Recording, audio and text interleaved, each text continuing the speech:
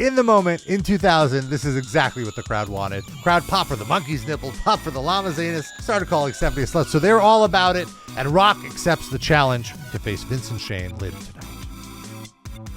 We're on the road to Backlash, but first, let's smack it down. It's Tales from the Attitude Era. We're on the road to Backlash, but first, let's smack it down. That's right. Yeah, you mentioned three things. Oh, I like that. Tony Schiavone back in the day had one of my favorite promos was like, fans, don't forget to tune into Battle Bowl. What was it? It was something which will determine the number one contender for Starrcade, right? Like something. Like it was worse. It was like, tune into the Lethal Lottery, which will give you the participants for Battle Bowl, the winner of which will face so-and-so at Starrcade. It was like three of them. It was Battle Bowl, Lethal Lottery, Battle Bowl, and just the way he seamlessly like, oh, Ma, I got to watch all three. What? What are we watching? Lethal Lottery. Okay, so then we got to buy Battle Bowl. What? Yeah, well, I think Lethal Lottery and Battle Bowl is one event because the Lethal Lottery, you pick the teams, and the teams that advance go on to the Battle Bowl. Well, that just makes my story shittier. Well, folks, that's Tommy Blancha. He's the former writer of WWE during the Attitude Era, of which we are recapping episode by episode. If you just joined us, welcome. We've got a year's worth of episodes for you in the backlog. I'm Rob Pasbani. You can find my writing on the pro wrestling pop culture website, thestunner.com. Nice. Today, we're reviewing Smackdown from April 6, 2000. It's the first Smackdown after the disappointing WrestleMania 2000. Ooh. That's right. and I got to say, we got some heat on the WrestleMania page on YouTube. Really? We recorded our last episode just prior to the episode releasing, so I couldn't read some of these comments, but I do want to read one or two of them because they're a little funny. They're a little. If you think I'm a smart mark, just you wait. Yeah. And I, of course, want to mention you can always send us your feedback, tftattitudeera@gmail.com. So before we get to SmackDown, I just want to read one or two of these comments. This one was my favorite because it was so negative to the point where, it's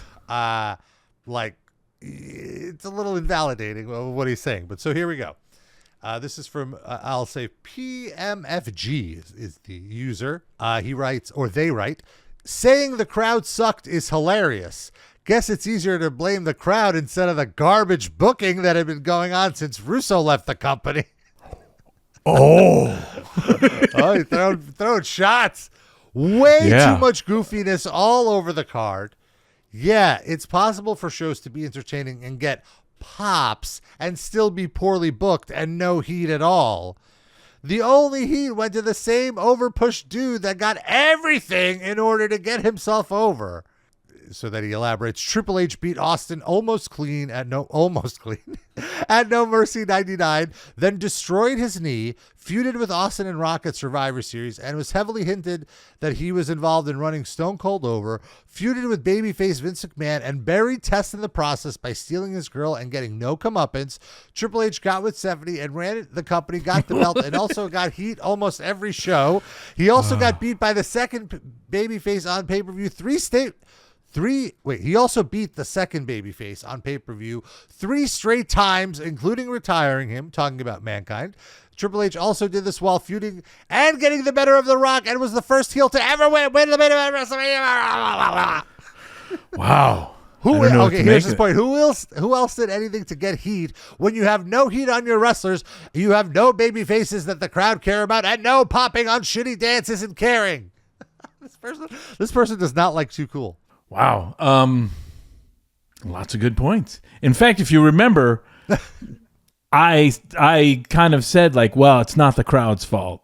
It's the booking. I said that. Yeah, that's true. I said exactly that. It's true. But it was more about like, here we go, how many tag teams in a row and all that. And, we both agreed the show sucked. So it's weird. Like, we're not making excuses that the show is good. Yeah. So some people just had to vent. I think they went off when at one point you said like, "Oh, bad crowd," and then probably just went right to the keyboard. But yeah. Also, we have a little clarity on the finish. Well, before let me just say this: if I were Vince McMahon and someone made that whole comment, I'd be like, oh, they sure mentioned a lot of matches and events there. They're really watching. They're really keeping up with attention. it. Oh, yeah. All right. They're filled with hate. Too. They're fine. Yeah, we love it. They'll be back. Mentioned all these moments, and then this happened, and then this happened, and then this happened. Like, yeah. Wait till you see the next year, all the stuff's going to piss you off. Well, tune in. Yeah.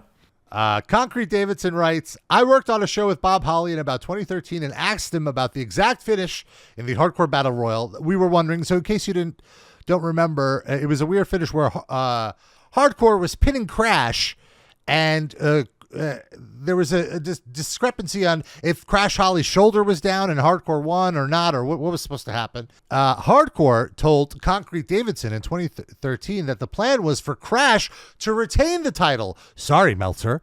Thanks to a buzzer right before White's hand counted the 3. But in Tim White's earpiece and the main clock on the screen were out of sync by a second or two, hence why Tim doesn't count the third pinfall, the third count. Tim then made the call to just award Bob the final fall, and Bob had to stand up from backstage because he was just doubling down on a call since Crash didn't kick out. Crash went back the following night to retcon the result anyway. And Concrete Davidson wanted to commend you by saying, when you overthink, you overstink is a tremendous phrase. Lastly, excellent. He says, it's been 25 years and I'm still mad about the outcome of this main event. Still no closure about why, because Tommy wasn't even privy to it, but thank you for your takes on it. Good to know that Rob feels the same way I do. Now that I think of it, it does kind of like ring familiar. But sometimes they would put those refs in tricky positions. Like there would even be times where they'd be like, let's not even tell the ref the finish. Let's get that real, just that real flavor. And then we'll just put the ref in an awful position. Like, am I really, So that does sound familiar, but I couldn't remember it at the time because, not everything was. Like I said, stuff was so fluid and you're changing. It was like.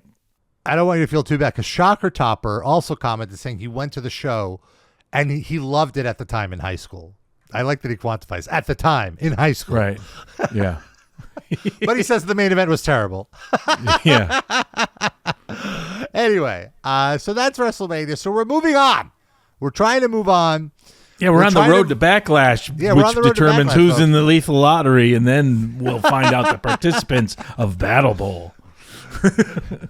So we're on the road, and we're moving past the fact that Vince McMahon is not going to tell you why he hates The Rock, which was something that I couldn't get past on Raw, the previous episode. But so we're on SmackDown. Overall, I will say I enjoyed SmackDown much more than the Raw that preceded it. I think that this was a really fun show.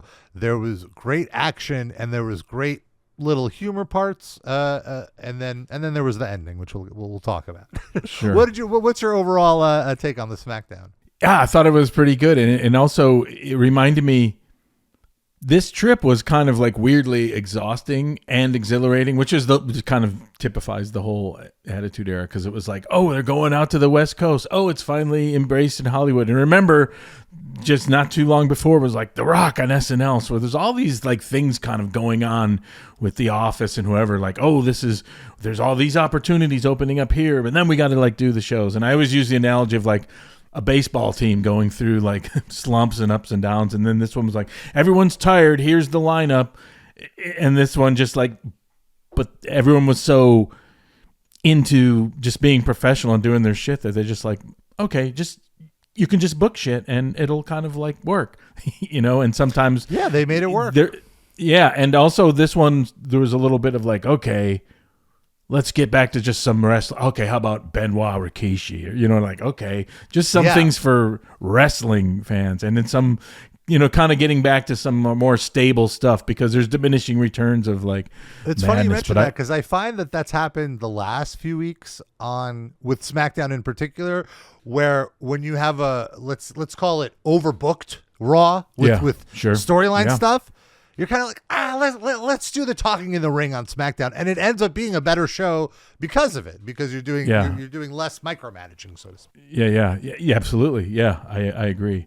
And one thing I just remember too was just like it was fun to sometimes pitch Vince's promos while imitating him to him, because it's always easy to write for like any kind of character if you have that voice. But I remember like, oh, it'd be good if he gets Lillian Garcia and says, "You'll be the one to sing the blues," And that's what I remember saying, like, no, you got to do it like this, but kind of coaching Vince to be Vince more, like, yeah. The blues. And I'm like, oh, that's going to be great. It was almost like back when in SNL was like, he's got to deliver the line live. You just knew, like, yeah, he'll hit it out of the park. Don't worry. So we were at the San Jose Arena, San Jose, California.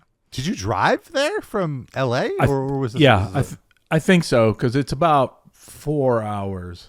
Okay.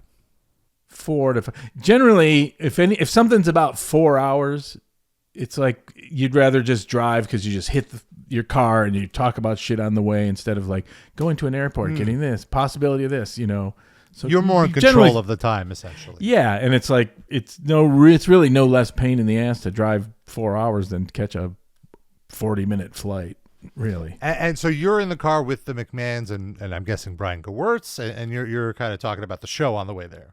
Yeah, always. Sometimes it'd be like, oh, whoever, you'd peel off and go with someone else, depending who's in the, you get a big Suburban or something. But generally it was like Shane, Vince, Gewirtz, me, Stephanie, or, or something of Have you ever, that nature. Gone on a ride with Michael Hayes? Yeah. Yes. Yeah. And on a weird bus once with one of his friends who had a bus. But, yeah. Who's driving? You're driving there? All-time favorites. I drove once. God, it's all this. That's what happens with just doing this podcast. There's a lot of me like watching these shows and just thinking of the most mundane shit. Like, I don't remember going to. I was thinking that, did we drive? I didn't go to the airport. Who was I with? Where did we go? San Jose. Like, then just like little drips and drabs come. I remember like, oh, I remember saying the blues, and then I remember being like, oh, it'd be funny to be. Just constantly call San Jose Sacramento, that like that'll work. Yeah. That was such heat. Okay. Yeah. Yeah. All right. Well, just little. Yeah. And sometimes I remember during the podcast. Oh, and then the worst of all is like after we're done, like an hour later, I'll be driving like, oh, I remembered all this stuff. So that's how it goes. If that happens, you should just start recording, and that'll be like a bonus episode. I'm going to do a post one. I'm going to do a post show. A little epilogue there for it. We should start doing like, fan pre-shows, and then it can be, all that stuff can then like be bigger than the podcast, which is happening at the WWE right now as we speak. 7-hour pre-show. Love it. So we kick things off. Shane is in the parking lot. Oh, first we get a recap of Raw. No recap of WrestleMania, just the aftermath at Raw. Like we said, you don't want to. If you want WrestleMania, you got to pay for it. You got to pay for it. Replay. Shane is in the parking lot. He's the only one from the McMahon family and DX there, and someone else is arriving. As we cut to the arena, we're starting with a match, changing the formula a little bit here. Like you said, Rikishi against Chris Benoit. This is a fun match. On commentary, Michael Cole is actually questioning who the world champion is after Raw, even though the championship wasn't on the line. It's just. The Rock got a visual pinfall on Triple H, but that's the story. And he notes that an LA station reported that The Rock won the world title. Lawler pushed back and says, we'll get clarification tonight. I guess this is something of turning something that happened in the real world, bringing it into the storyline, where I'm guessing some local station just was recapping. Raw was at the Staples Center. It was a crazy night, and then Rock won the world title.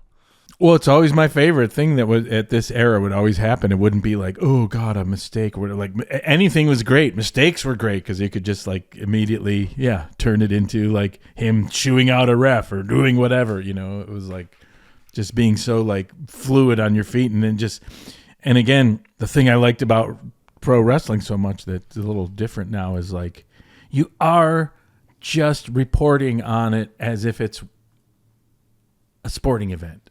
Yeah. So any sporting event can have controversy or something fucked up, whether it's boxing, baseball, or whatever, or this is flat, or that's weird, or that didn't happen. So you kind of take any of those truthful, anything that happened, you try to shine a light on it, unless it's like, weird to go past it. But I always like that because it's like weird, and then people kind of think like, oh, it's odd. Like, was that all the plan all along? Like, no, we're not double swerving and thinking of everything. We're just commenting on things that are fucked up sometimes. That's just the fascinating thing, the unique thing that I always liked about pro wrestling.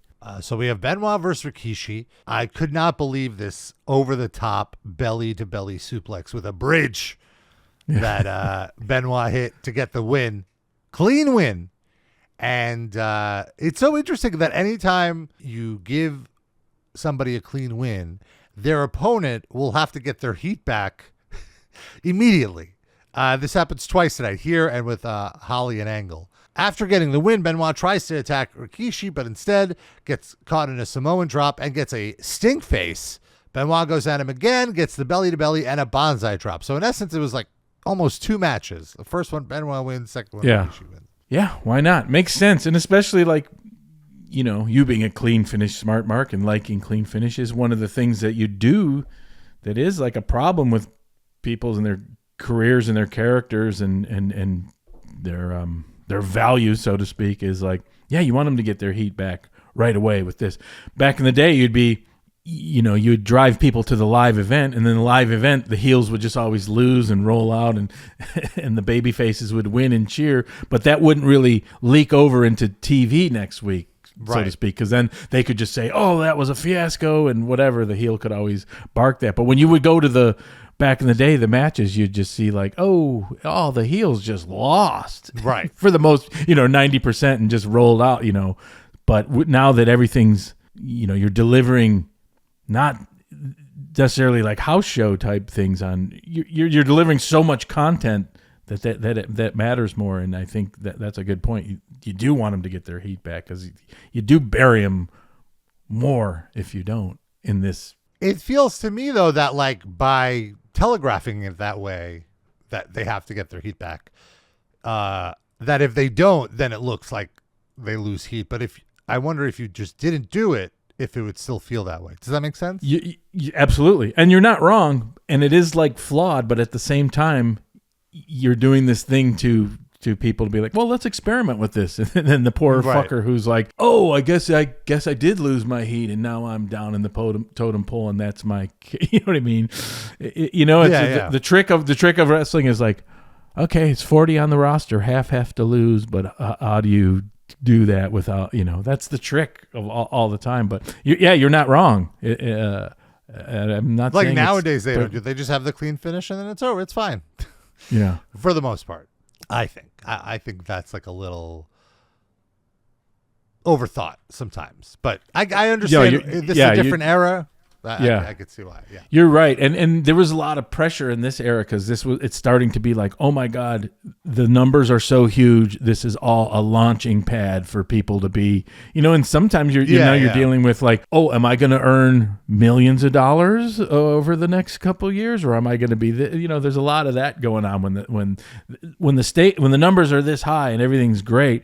There's tons of positive, but there is some wrinkles like that pressure of that, like exactly like you say, like, okay. And also you got, someone like Rikishi, you don't want to just like bury them like that or whatever. Sure. Or it's it's the wrinkle. But I did like it where it was like, oh, this is for wrestling fans, which sometimes, the Attitude Era is like only half for wrestling fans. We're the actual, and anything that's growing really big is kind of like that. Like, like our gentleman earlier said, talking about the crummy booking, and it's like, sometimes I don't disagree, but you got to realize like these numbers were getting so huge. A lot of times you're booking for the people that are like just starting to look at wrestling. It's like, oh, the wrestling fans. And you're getting all this new attention now too, like especially with the XFL launching and everything. People are paying attention.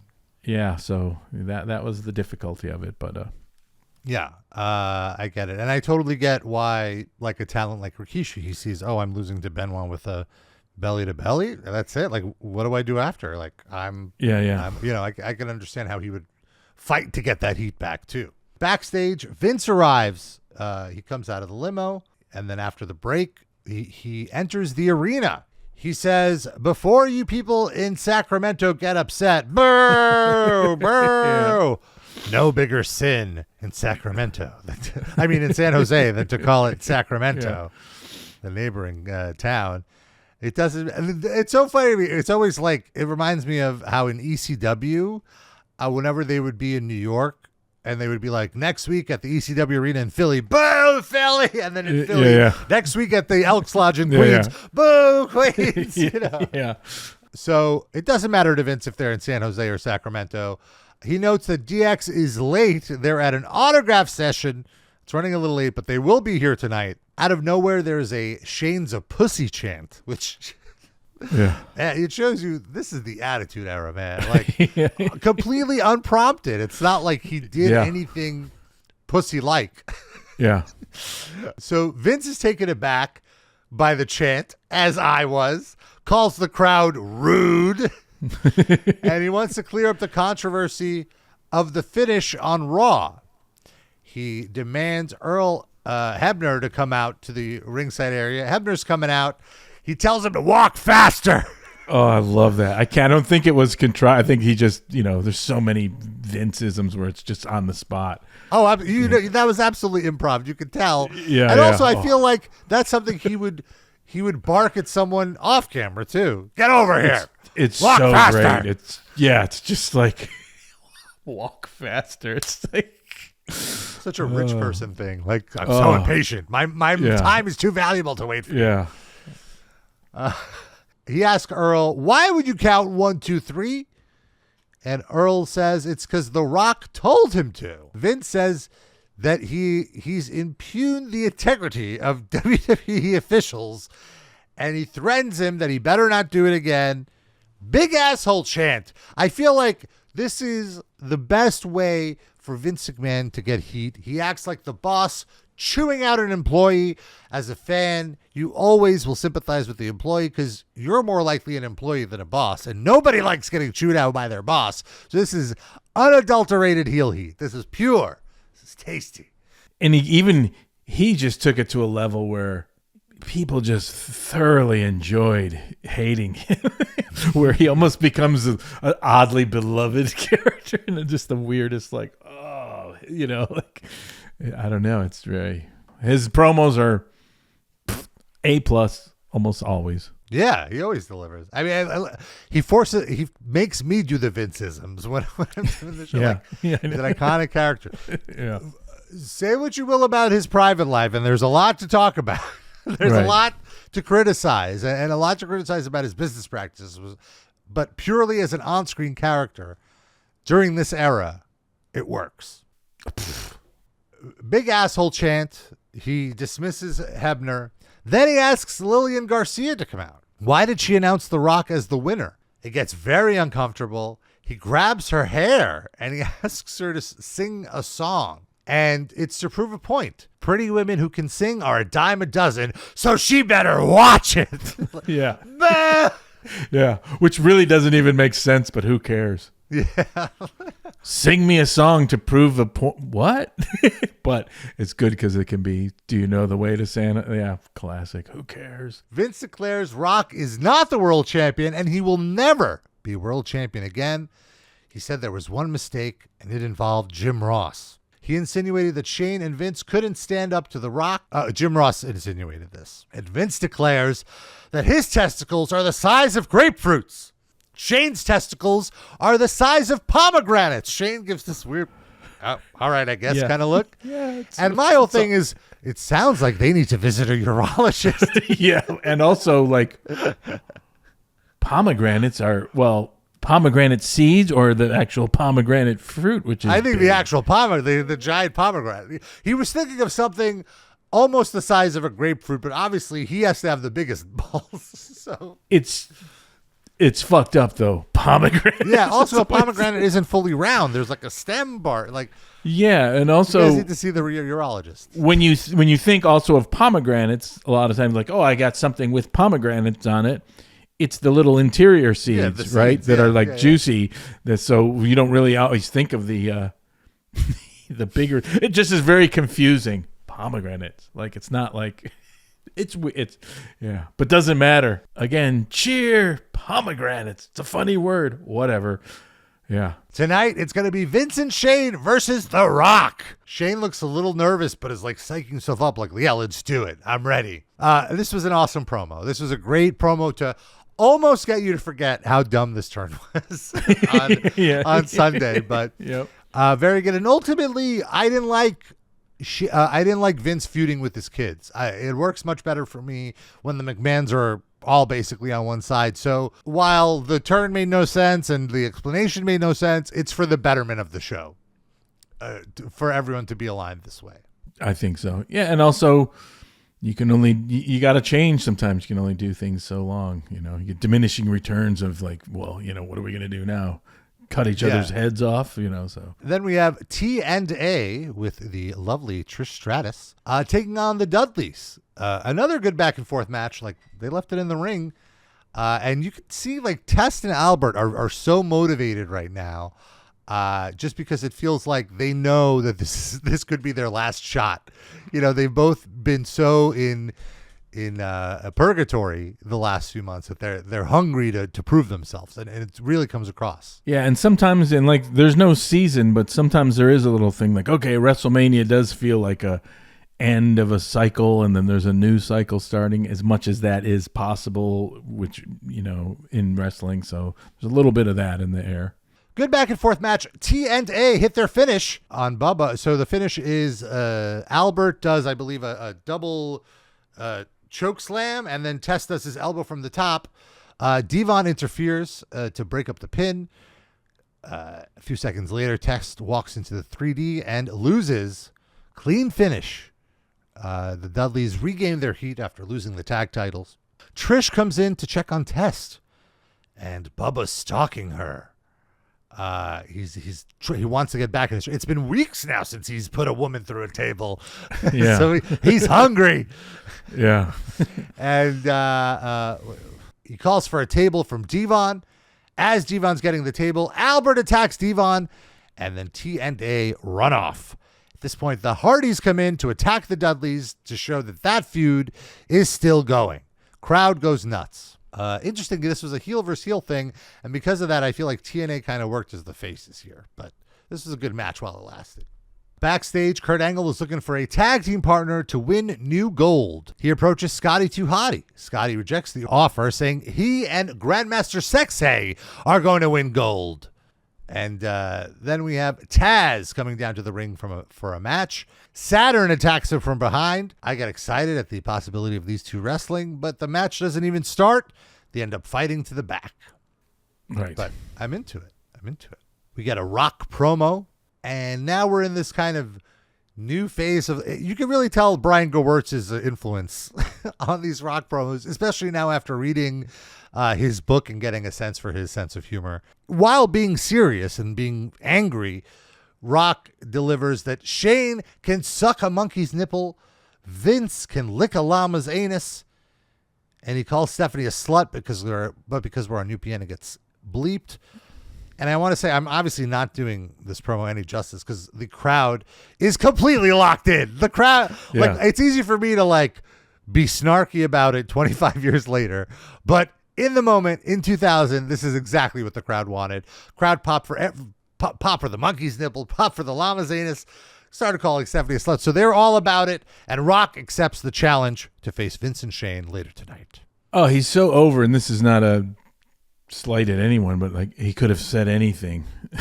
Yeah. Just he's like that. He's remarkably over. Right. That's kind of what I don't even know if Austin could make a monkey's nipple or a llama's anus work while being tough and serious, but The Rock pulls it off. You got to give him that credit. It's funny how things just develop, but he's so over, and he's just got that weird, I don't take things seriously, but I do. And then he just got that look, and just, almost sometimes it's I don't know, stand-up comedy, weird things. It's don't analyze it. it's work, and it's just this weird overabundance of charisma that goes into this idiosyncratic character, which is so cool about wrestlers getting over, because oftentimes it's not by design, it's by discovery. And then you look at The Rock's kind of like, oh, he became a heel in this, and then the eyebrow, it all adds up to this thing, and you're almost like, where are you now? Like, hey, why is he so over? Like, fuck, don't talk about it. Like I remember working at Conan, someone said like, oh, comedy's like, a frog that you can dissect it, but it'll be fucking dead. So it's like kind of like, stop, you know what I mean? Like at a certain point, like stop analyzing when it's just working, just keep it working. And it's often like that with that's what's hard about sometimes trying to get guys over in a contrived way. If you look at, it's almost like things like South Park or fucking, Beavis and Butthead. They were allowed to be idiosyncratically weird, and they took off. And then forever, all these like entertainment companies like, we need a new Beavis and Butthead. Like, no, you don't know how to do it. You're developing a weird, you're putting these constraints on it. You're trying to figure out a thing like a hit song. Oh, so many hit songs are like, oh, I don't know. We didn't have another song, so we put one on the album, and that one took off. And you don't really ever know exactly why. So why kind of figure it out? It just is like this additive thing. So it's just like, he's over. Enjoy it while it lasts. I hope that rant made some kind of sense. No, that rant made total sense. And I agree completely. Yeah. And I think, like, to your point, wrestling companies try to do that too. Like, oh, this guy's over. We need our version of this. It's like, right. No. Or like that. I honestly, in Indy, the problem with The Rock is that for 10 years on the indies, every new wrestler thought that they were The Rock. Right. and like, we're doing these monkey's nipple llama's anus promos, and it's like, you can't get away with this. You're not The Rock. Yeah. No, you're right. And that's a common thing through the years of people like, oh, don't act like Dusty Rhodes, or don't try to, do that. It's not working. Or even the very nature of the catchphrase. I always would say, like, we need to come up with a new catchphrase. Like, immediately, that's a contradiction in terms. You don't come up with a catchphrase. A catchphrase is something that catches on. You know what I mean? One of the greatest ones, of all, one of the greatest T-shirts of all is Austin's, like, just came out of left field. Like, well, Austin 316 said this. It wasn't like, and you come out and you say Austin 316 says this, and then we'll have the T-shirts next week. Like, no, it organically fucking happens, So. Yeah. Yeah, exactly. And they didn't even have those Austin 316 shirts until like 3 months later. Now they would. But yeah.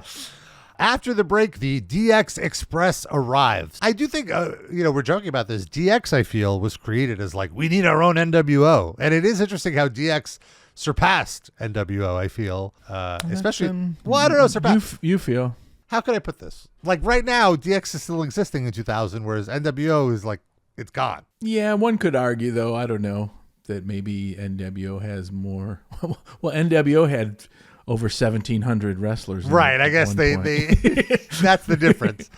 But to be fair, though, there's way more people today wearing NWO shirts than wearing DX shirts. So in that sense, NWO is much bigger. And they were the first. So I take it back. I revised my statement. But it works. And you don't need to put a but after you revise your statement. Put a period. Pasbani, and walk faster. Then we have talk faster. Head Cheese against the future ICE agents, Big Boss Man and Bull Buchanan. Lots of chaos. Bull and Boss Man squeeze a win, getting the pin on Al Snow. Afterwards, Blackman loses it, gets their heat back, and attacks both Boss Man and Bull Buchanan. Makes sense. Al Snow can eat the pin. Blackman's the one that has to look tough. So there you go. Easy peasy. Backstage, and this is now my favorite angle currently, Eddie and Chyna arrive in the lowrider with Funk playing. Eddie is further expanding his new Cheech Marin type character. Hey, buddy, like doing that voice, that affectation. He's in love with Chyna. Like, their chemistry is so good. I'm so in. I can't wait week to week how this is going to develop. Yeah, so happy. And this is what it did really good for me, just for like Vince and people, because all I did was like, hey, Chyna speaks Spanish. I'm like, oh, okay, run with that. And then they're just so great. And like, so I got some of that rub, like, Well, that's a good idea. Yeah, thanks.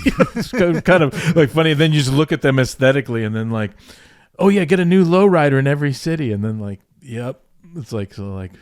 And like Eddie for his whole career was he was very insecure about his height, that he was too short to be a heavyweight, even though his work was better than most of the heavyweights. Yeah, and.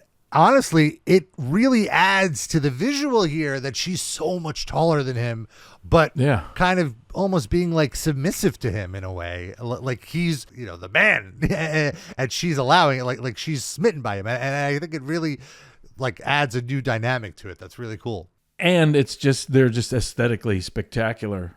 Coming in a lowrider, and then it puts a weird confidence in her, like, oh, she gets the rub from him, and then he's enamored with her, and they just show up, and then also it does matter. It's not just like a new introduction.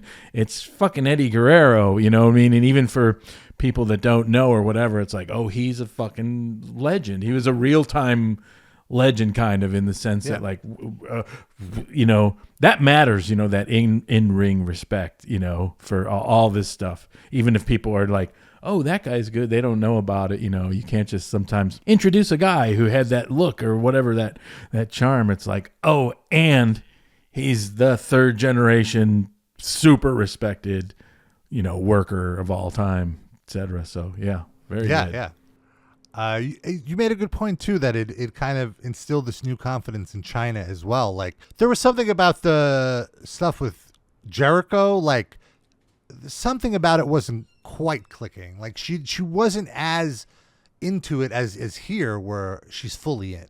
Well, and also it's the second person. And that was, I think the Jericho Chyna thing worked, but it was always kind of like dicey, like, oh, it's against her, then she's with him. It wasn't like this complete, like this was like, just conceptually or whatever. This was Eddie being like, oh, my Chyna, I'm going to read her poetry. I'm in, you know what I mean? The Jericho hers was always like, which is by design, and it certainly worked. It's just because sometimes this era of like all this stuff happens over 5 weeks, but it would never was like solidly like they're a couple or they're together or they're, it was always like what's going to happen.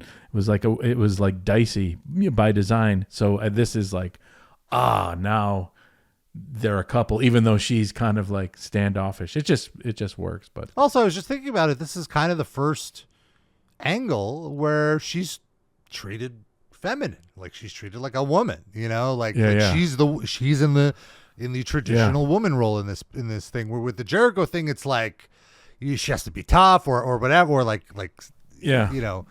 make space for herself. Whereas here it's like she could just be herself, she could let her guard down. And not only that, let's not forget there's just a huge element of like her when she's speaking Spanish and it's Eddie and it's Latino Heat and it's like just like, oh, holy smokes, what's this? You're just easily accessible, understandable, and then just like you just get excited when like, oh, they're coming, and he's just like so happy to like exhibit some like personality and like, yep, I'm going to lean into it, and I'm going to come in the lowrider and open the door, and it's just like, fucking, and wherever we were was just like the Latin crowd was just like, go bonkers and that would just leak into everyone.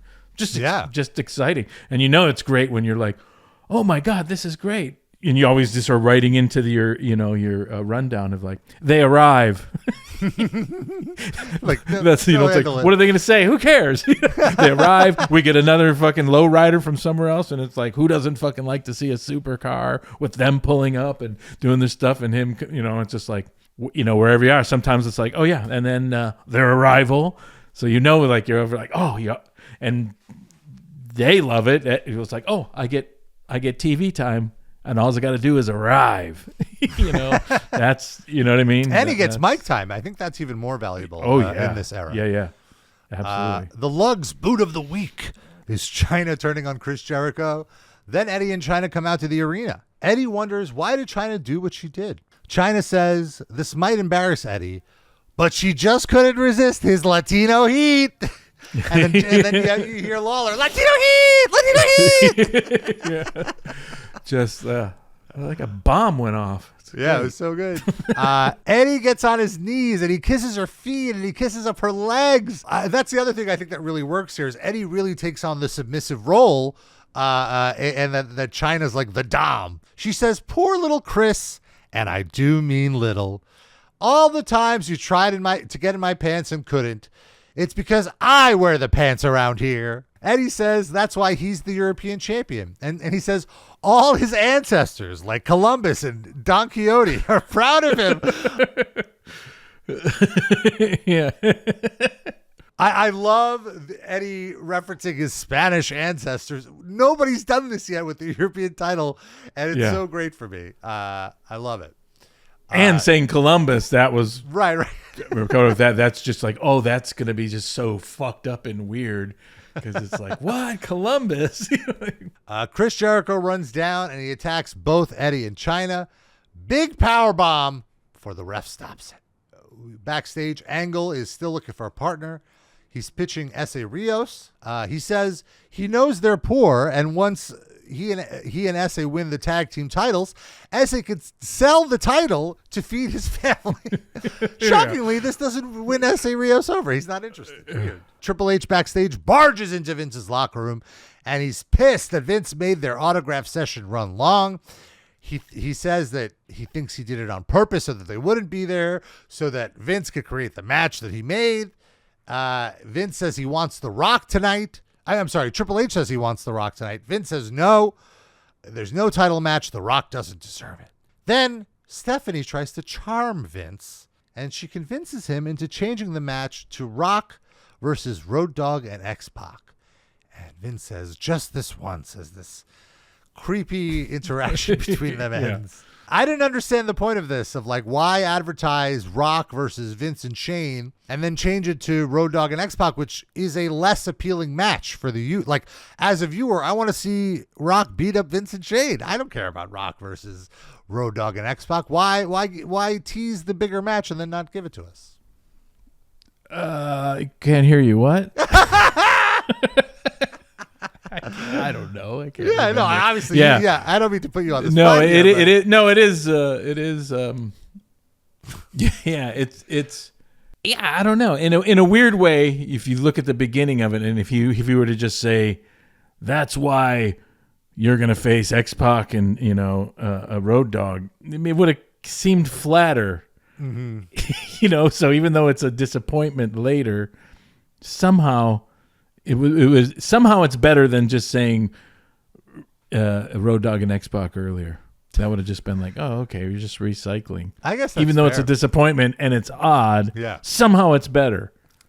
And another handicap match, falling into old tropes.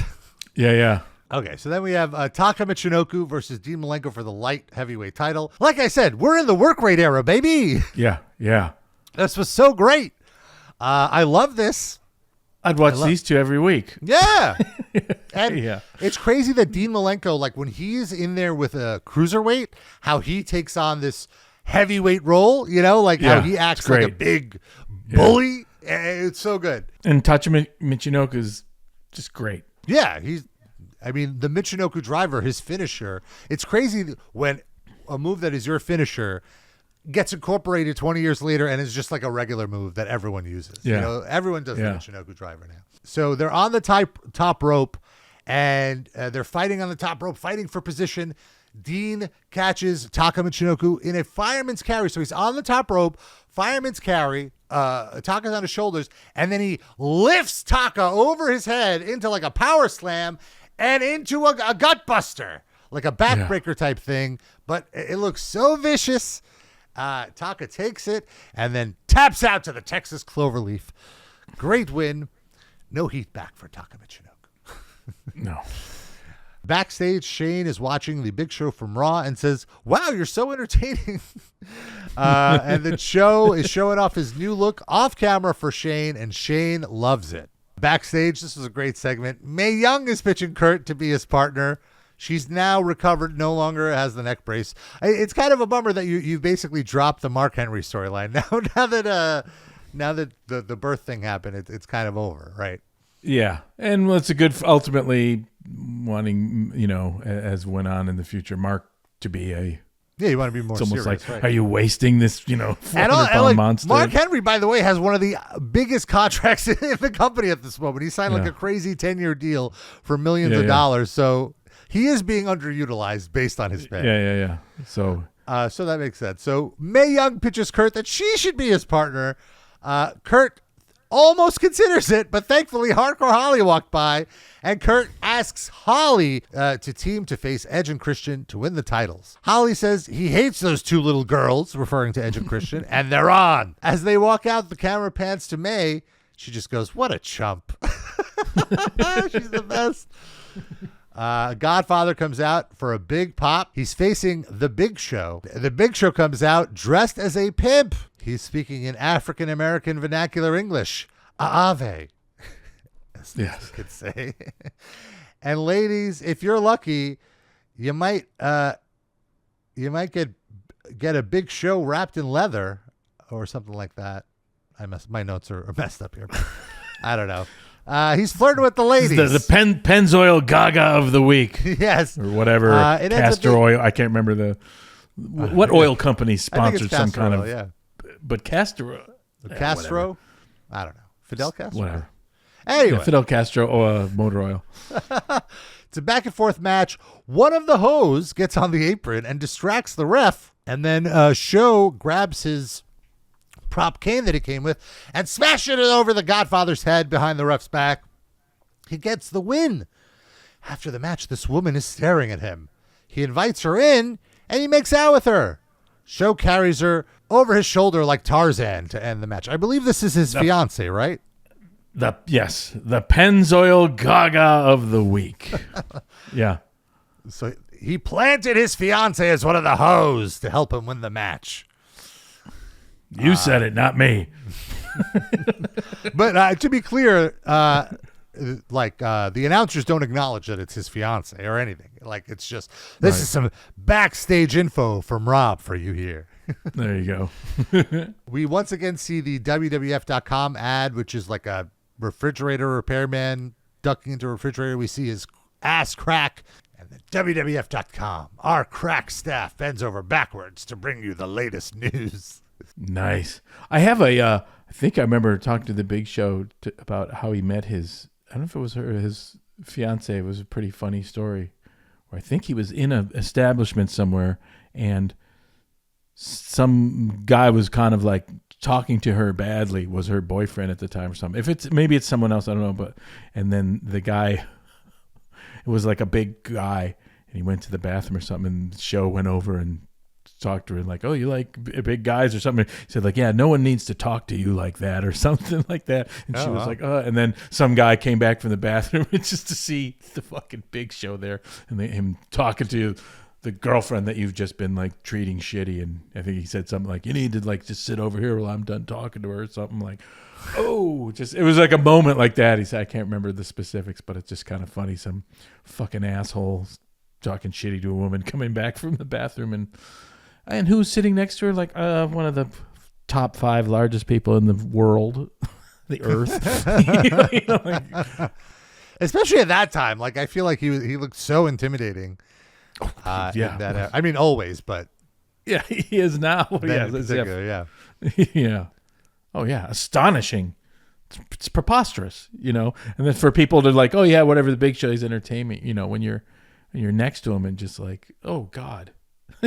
I once really got to him at a house show. It was at the Garden. I was very lucky. I was in like second row. A friend of mine pulled the tickets. I'm not going to name drop, but it's someone who works there now. Sam Roberts. Okay, I name dropped. No. So we're in the second row. It's the first time I've ever seen Big Show that up close, and I'm a tall guy. And as I mentioned on the show here, Big Show, like I see him as like my avatar. And when I saw him there, I start heckling him, going like, "He's not that big. He's not that big. Hey, he's not that big." And then at one point, there was like a pause in the match, and it's like quiet, and I just heckle out, "Yeah, why don't you catch your breath, Show?" And that really set him off. He's like, "How about I go out there and beat the shit out of you?" And I'm like, "Whoa, really?" Like he really lost it at me, and like to the point that like other people are egging me like, oh, he's going to fuck you up. He's going to fuck you up. And honestly, that was the best thing that ever, like, I couldn't have felt more proud as a smart Mark heckler, because it's like, I did it. I got it. He heard, he acknowledged my heckles. You know? But you felt a little fearful in the moment, didn't you? A little fear, absolutely, yeah. There was a little turtle head poking out when he turned. He's like, I'm gonna kick your fucking ass, or whatever. Oh yeah, it's crazy. I remember seeing. I was younger, seeing like Andre the Giant, and you just see him like it's like the old phrase, worth the price of admission. You're just astonished. It's like, I see him on TV. Oh, I see the size disparity on TV and things and what have you, and they even play it up, and what have you. But then when you're in an arena and you just see everyone, all the guys, and then you just see him. This is at Cobo Arena in Detroit. Just come down the ramp. It wasn't a ramp. It was like they have it at Madison Square Garden. You see the light hit him and just come out. You're just like, oh my fucking God. You're just like, and then you just kind of realize like, however he worked or whatever, it seemed slow or something. You realize like, oh, he can't work regular. He'll fucking, if he were to work regular, he'd break people's sternums and things. Right. You know what I mean? Yeah, it's just like, he's in. And then you realize the legend, like, if he were to seriously, he could have had everything. He could have been a boxing champion, because it's not even about the skill of boxing. What could you do? It's like, you know what I mean? Like, it's just astonishing. So there you go. Big guys. Big guy. Big show. So we have Edge and Christian versus Hardcore Holly and Kurt Angle for the tag titles. This is the start of the Edge and Christian, their new snarky characters. Yep. They got to look good. They almost had a pin on Holly. Angle breaks it up. It's a great match. Great. Like, there's like 3 or 4 really good matches on this show. Yeah. Better than WrestleMania, arguably, in terms of work rate. Absolutely. At the end, sees Edge and Christian throw Angle out of the ring. They do this really cool superplex. So Hardcore Holly and Christian are on the top rope. Christian is in position to give Hardcore a superplex, and then Edge comes over, puts Christian on his shoulders, and Christian completes the superplex on Edge's shoulders, which the announcers say make it more impactful. And then Holly takes the clean loss, which, hey, Edge and Christian just won the titles. They need a quick win. They need a quick, clean win to establish. And also, and a thrown together tag team, you can always argue that. Exactly, right. They're an established tag team. This is a thrown together tag team. They miscommunicating. Of course, after the match, Angle chews out Hardcore Holly, says this doesn't count as a loss for Angle. This counts as a loss for Holly. He's the one who lost it. And he says that he should have picked Mae Young instead of Holly, which really popped me. And of course, that's enough to really piss Hardcore Holly off, who then beats the shit out of Kurt Angle and gets his heat back. This, I will say, is a warranted heat back moment, because this is something where nobody loses anything. Like, everyone comes out of this looking great. Exactly. That's the trick. That's always the trick of booking. How can you get like everyone got over better? Yeah. Right? Angle, he comes across as like pissed off and that he's losing, so he's still a person who wants to win and is world class, and he can get fucked because it's like he's just exhibiting his like funny personality. Hardcore Holly, like, oh yeah, I'm a fucking tough guy who just took this at the last second, and I got pissed off. Edge and Christian, look good like a well-oiled machine. Everyone coming out of it, you want to see what how they are moving forward. Enhances their character, enhances it's like everyone has an arrow going up. Tricky to do, but like this is like, I love this. It was great. This was a great segment for that. Everyone did well, and now you also set up Angle versus Hardcore Holly for Monday, And I think this is the start of Angle being friends with Edge and Christian. Team Eck. Yeah. which I always enjoyed. So lots to look forward to here. It's time for the street fight. Shane McMahon comes out. He says he's the special ring announcer. Earl Hebner's in the ring to be the ref. He is relieved of his duties. And we are informed the special guest referee is the WWF World Champion, Triple H. I'm already groaning a little bit. And so the match starts. It's Rock versus. But is it a good groan? Is it a? It's like Rock against Road Dogg and X-Pac. Almost immediately, Rock gets a pin, but Triple H, being a heel ref, barely counts. it's a whole game of like, they were trying to get the better of the Rock. Rock is too smart, yada, yada. The finish sees Rock shoves Road Dogg into Triple H, knocking Triple H out of the ring. Then Rock hits a rock bottom. He has the pin. There's no one to count the fall. Earl Hebner runs down to count the pin, and right behind him is Vince McMahon. As Earl counts the pin, Vince pulls him out and like knocks him out. Rock is so pissed. Rock chases Vince up the ramp and attacks him. Then he goes backstage, he grabs a chair, and he's threatening to hit Vince. Everyone else is at the bottom of the ramp being like, no, don't do that, Rock. He's an old man. And then Rock wallops Vince with a receipt for Vince walloping Rock at WrestleMania. And that's the finish. That's it. That's the show. Yeah. No finish. This was very, very too chaotic at the end with all the run-in and this and that. And this felt super overbooked. Yes. But I will say the crowd loved it. But also it's taped, so I don't know if they loved it. So, no, they did love it.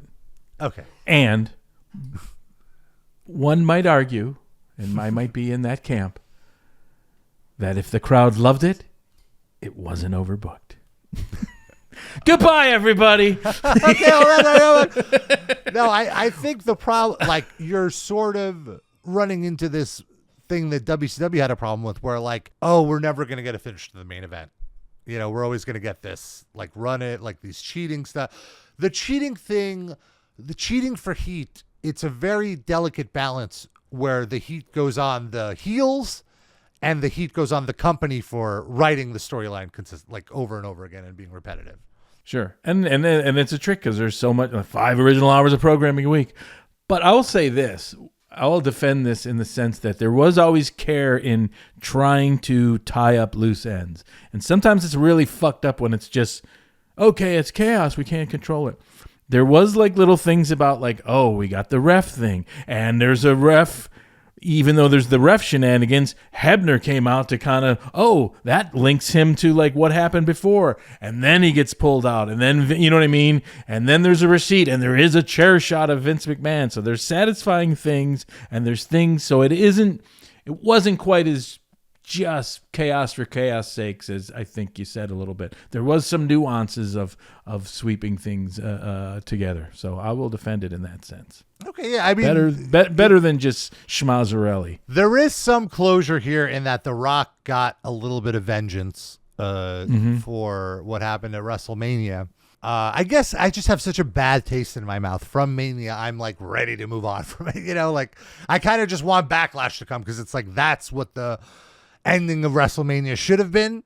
And right. then we can move. Then it gets great again, or I hope it gets great. I don't know. We'll see. Yeah, but I do like the moment. There was a great moment where, oh, this fucking typical fucking Triple H ref shit, and then here comes Hebner. You know what I mean? Redemption for Hebner, who fucked up and was like told to walk faster. So that links to the show. That's a little. That's just like what now? Now more people running in, or there was so. Okay, I'm gonna stick to it. We agree to disagree here. Crowd pens. Everyone's excited. 4th row with tickets from Sam Roberts, a disgruntled Pasbani. I didn't know Sam Roberts back then, but yeah. But it doesn't matter as he disappears through the raised hands of the excited crowd, yelling.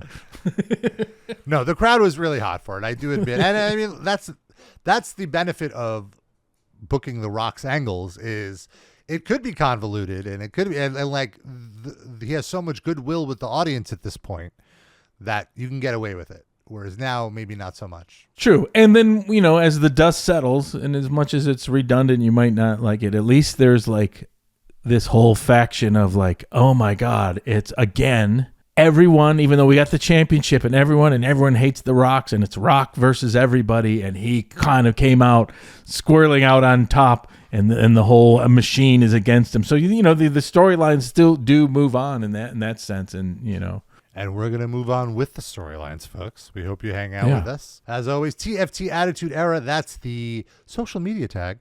Follow us. And we're on Instagram, on TikTok, on Twitter. Post stuff almost every day. And, of course, if you have feedback, what did you think about the Smackdown guy who hated WrestleMania? Let us know. tftattitudeera@gmail.com. We'll read it on the air. We always love all the feedback. Or just leave a comment on the YouTube. Do that as well. Thank you for tuning in. We'll be back reviewing the next Raw and giving you more tales from the Attitude Era. Attitude Era. Oh, Attitude.